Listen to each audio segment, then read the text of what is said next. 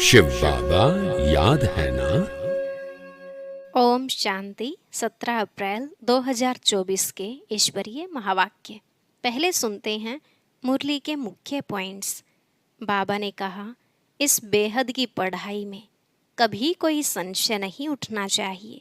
यह तो बहुत पक्का निश्चय हो कि हम आत्मा हैं और बाबा आकर हमको पढ़ाते हैं, साथ में ऐसे कर्म भी सिखलाते हैं जो हम इस दुनिया में फिर नहीं आएंगे। इस स्मृति से देह का भान टूटता जाएगा। जैसे लौकिक टीचर बच्चों को पढ़ाकर आप समान बनाते हैं, ऐसे ज्ञान के सागर बाप में जो नॉलेज है वह इस ब्रह्मा तन में आकर बच्चों को देते हैं और कोशिश कर आप समान बनाते हैं।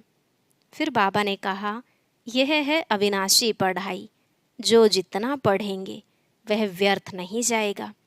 तुम बच्चों को कितनी खुशी होनी चाहिए कि सबकी सद्गति करने वाला बाप हमें 5000 वर्ष के बाद मिला है। तो अपने साथ प्रतिज्ञा करनी चाहिए कि ऐसे बेहद के बाप को हम कभी नहीं छोड़ेंगे, अंत तक साथ रहेंगे। लेकिन सब परवाने तो क्षमा पर फिदा नहीं होते, कोई कोई फेरी पहनकर भी चले जाते हैं। बाबा ने कहा, बच्चे गफलत नहीं करना। जिस रावण दुश्मन ने तुम आत्माओं को गिराया है वह अभी भी तुम्हारे पीछे है, क्योंकि आधा कल्प तुम उनके साथ रहे हो। इतना जल्दी पीछा नहीं छोड़ेंगे। अगर खबरदार नहीं रहेंगे, बाप को याद नहीं करेंगे, तो माया चमाट लगाती रहेगी, अर्थात विकर्म होते रहेंगे। लास्ट में बाबा ने कहा, मीठे बच्चे जीते रहो, अच्छी रीति पढ़ो और पढ़ाओ, बेहद के टीचर का नाम बाला करो, सर्विस भी करते रहो। अब सुनते हैं महावाक्यों को विस्तार से। बाबा ने कहा, मीठे बच्चे, यह वंडरफुल पढ़ाई बेहद का बाप पढ़ाते हैं। बाप और उनकी पढ़ाई में कोई भी संशय नहीं आना चाहिए। पहला निश्चय चाहिए कि हमें पढ़ाने वाला कौन। प्रश्न, तुम बच्चों को निरंतर याद की यात्रा में रहने की श्रीमत क्यों मिली है? उत्तर, क्योंकि माया दुश्मन अभी भी तुम्हारे पीछे है, जिसने तुमको गिराया है। अभी वह तुम्हारा पीछा नहीं छोड़ेगा, इसलिए गफलत नहीं करना। भल तुम संगम युग पर हो, परंतु आधा कल्प उसके रहे हो, इसलिए जल्दी नहीं छोड़ेगा। याद भूली और माया ने विकर्म कराया, इसलिए खबरदार रहना है, आसुरी मत पर नहीं चलना है। ओम शांति। अभी बच्चे भी हैं, बाबा भी है। बाबा अनेक बच्चों को कहेंगे, ओ बेटे। सभी बच्चे फिर कहेंगे, ओ बाबा। बच्चे हैं बहुत, तुम समझते हो, यह ज्ञान हम आत्माओं के लिए ही है। एक बाप के कितने ढेर बच्चे हैं। बच्चे जानते हैं बाप पढ़ाने आए हैं। वह पहले पहले बाबा है, फिर टीचर है, फिर गुरु है। अब बाप तो बाप ही है, फिर पावन बनाने के लिए याद की यात्रा सिखलाते हैं। और यह भी बच्चे समझते हैं कि यह पढ़ाई वंडरफुल है। ड्रामा के आदि मध्य अंत का राज बाप के सिवाय कोई बता न सके, इसलिए उनको बेहद का बाप कहा जाता है। यह निश्चय तो बच्चों को जरूर बैठता है, इसमें संशय की बात उठ न सके। इतनी बेहद की पढ़ाई बेहद के बाप के सिवाय तो कोई पढ़ा न सके।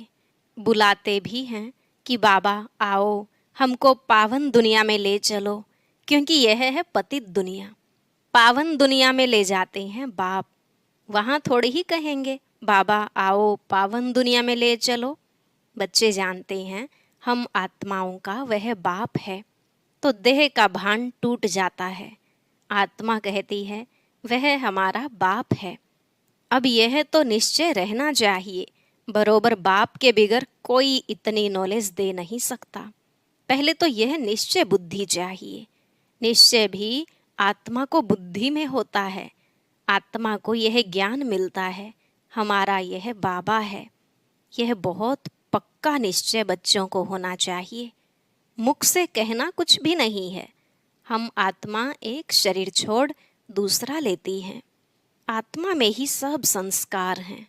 अब तुम जानते हो, बाबा आया हुआ है, हमको ऐसा पढ़ाते हैं, कर्म सिखलाते हैं जो हम इस दुनिया में अभी आएंगे नहीं।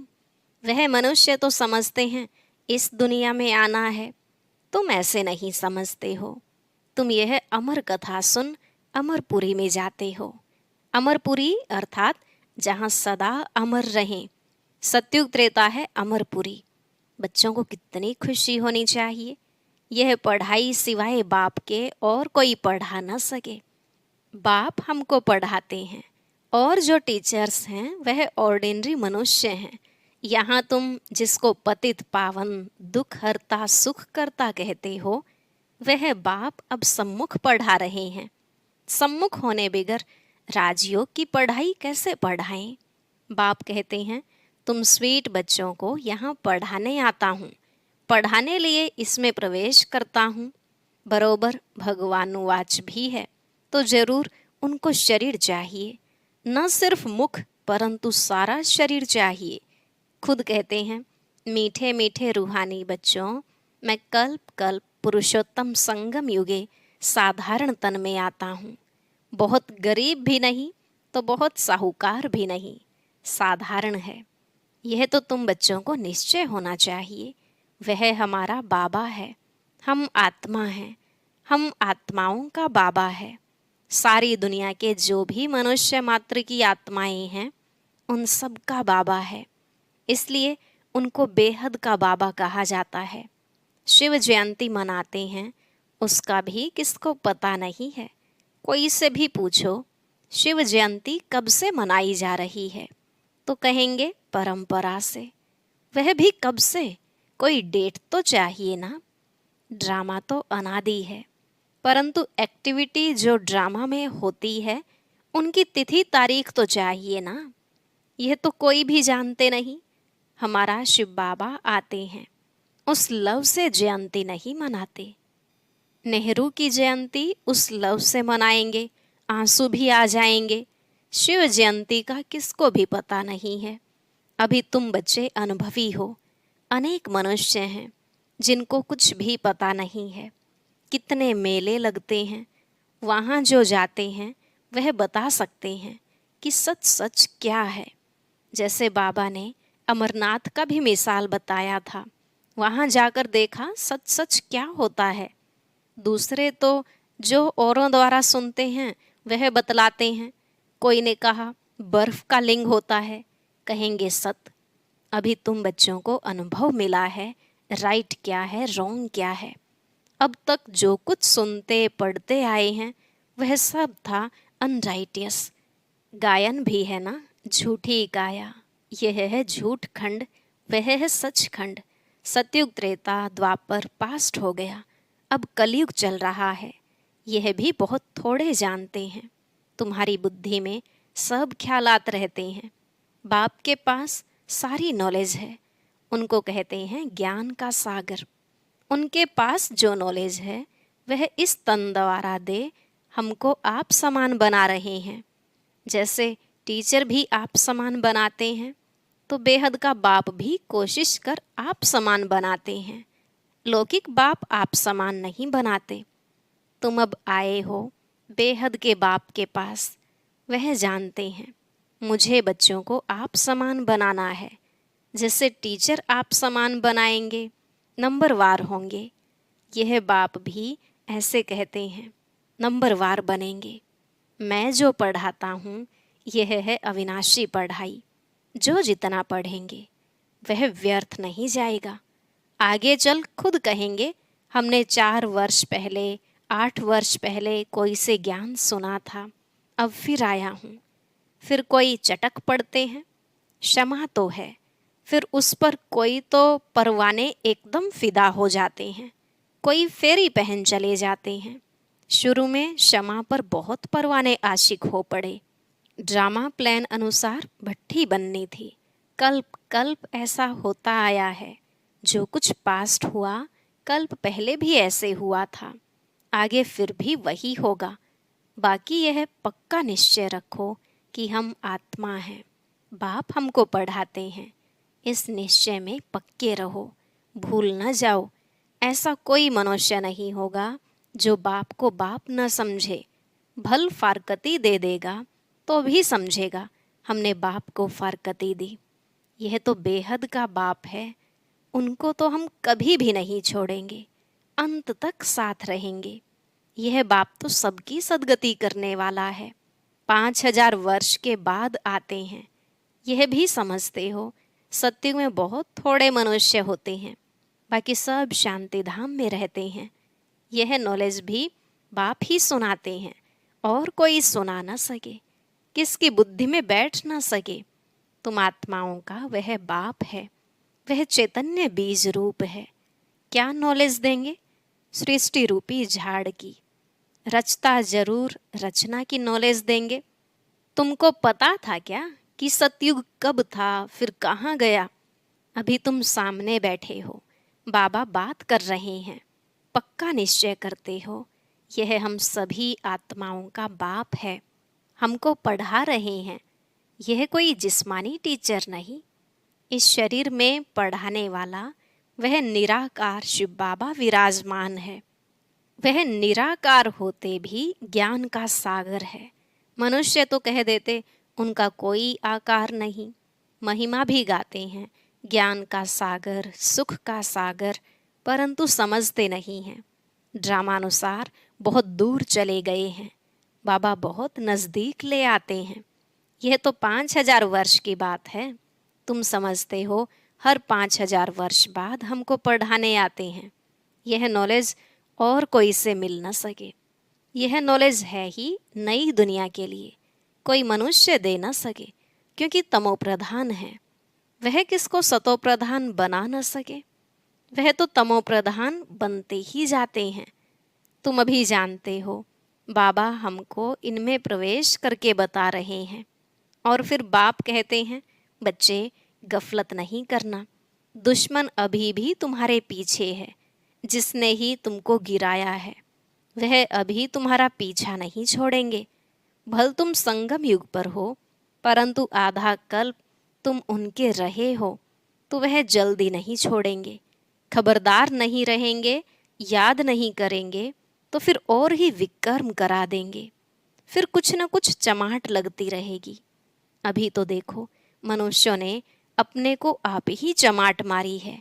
क्या क्या कह देते हैं, शिव शंकर इकट्ठा कह देते हैं। उनका ऑक्यूपेशन क्या है, उनका क्या, कितना फर्क है। शिव तो है ऊंचते ऊंच भगवान, शंकर देवता, फिर शिव शंकर इकट्ठा कैसे कह देते? पार्ट ही दोनों का अलग अलग है। यहाँ भी बहुतों के ऐसे ऐसे नाम हैं, राधे कृष्ण, लक्ष्मी नारायण, शिव शंकर, दोनों नाम स्वयं पर रख दिए हैं। तो बच्चे समझते हैं इस समय तक जो बाप ने समझाया है वह फिर रिपीट होगा। बाकी थोड़े रोज हैं, बाप बैठ थोड़े ही जाएंगे। बच्चे नंबरवार पढ़कर पूरे कर्मातीत बन जाएंगे। ड्रामानुसार माला भी बन जाएगी। कौन सी माला? सब आत्माओं की माला बन जाएगी। तब फिर वापस जाएंगे। माला नंबर 1 तो तुम्हारी है। शिव बाबा की माला तो बड़ी लंबी है, वहाँ से नंबरवार आएंगे पार्ट बजाने।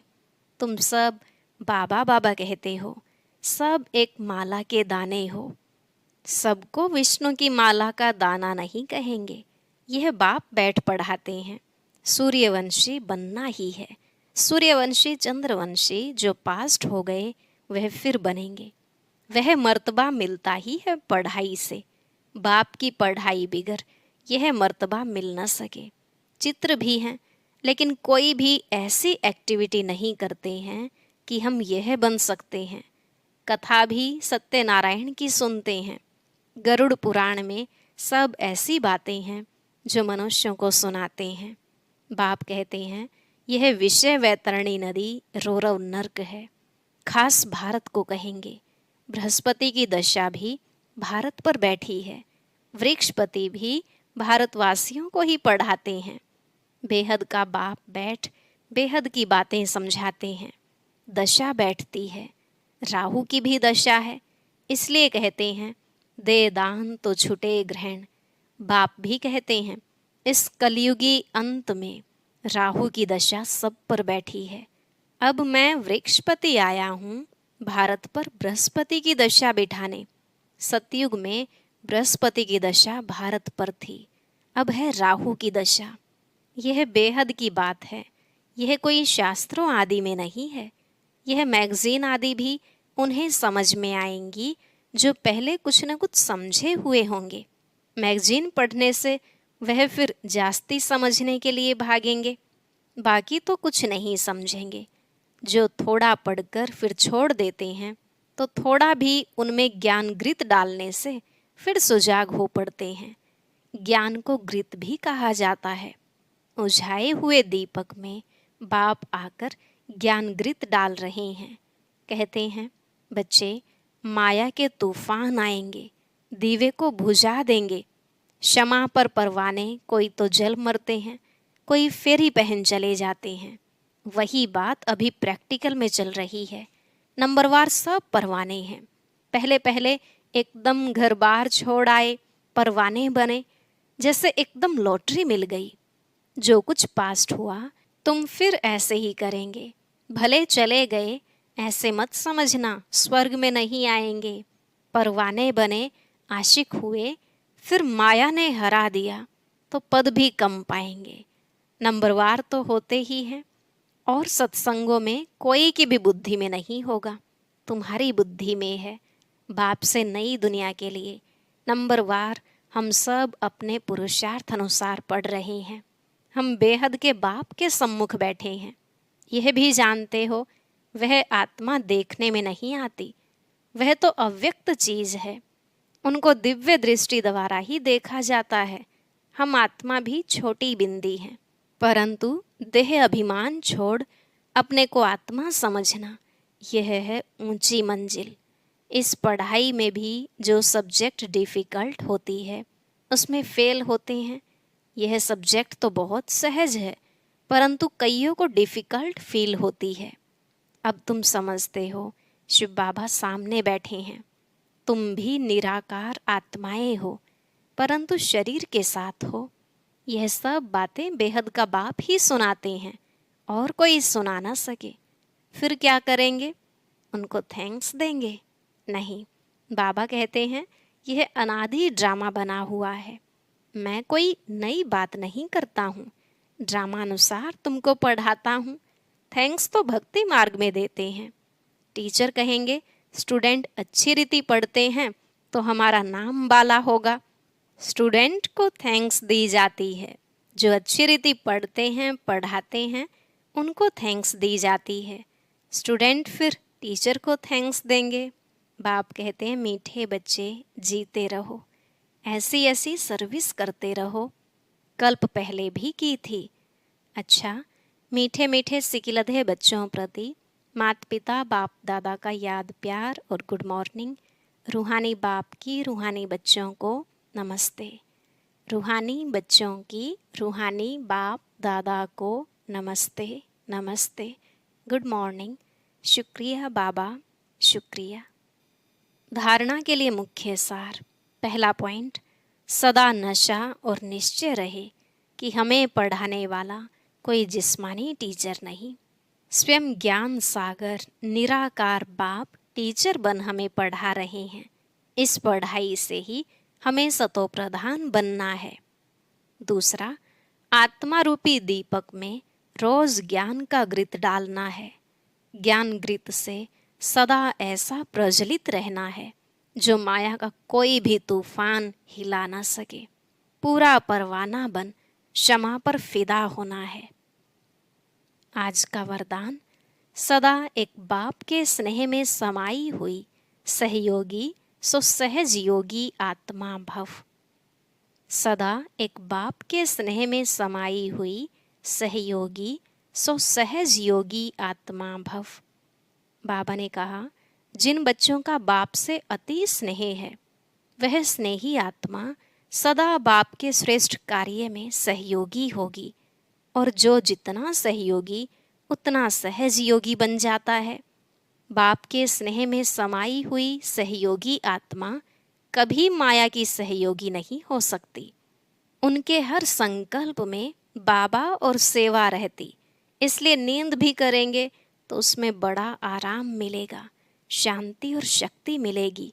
नींद नींद नहीं होगी जैसे कमाई करके खुशी में लेटे हैं, इतना परिवर्तन हो जाता है। स्लोगन: प्रेम के आंसू दिल की डिब्बी में मोती बन जाते हैं। प्रेम के आंसू दिल की डिब्बी में मोती बन जाते हैं। ओम शांति। हम ब्राह्मण आत्माओं का संगठन मजबूत कैसे बनेगा? हर कार्य में सिद्धि पाने के लिए हमें कौन सा पुरुषार्थ करना है? यह जानने के लिए सुनते हैं आज का ज्ञान मोती।